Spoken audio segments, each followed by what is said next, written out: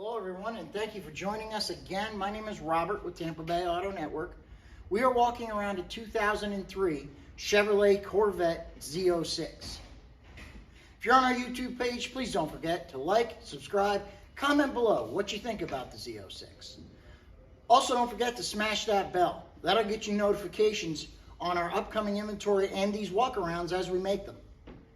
We do this to be transparent with you and to show you the things that will not show up in our 100 high-definition photos that are located on our website. If you'd like to see those and everything else that we offer, please visit TampaBayAutoNetwork.com.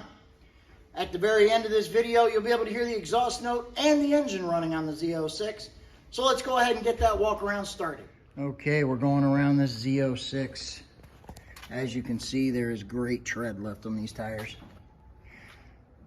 This is an impeccable example of a 2003 Z06.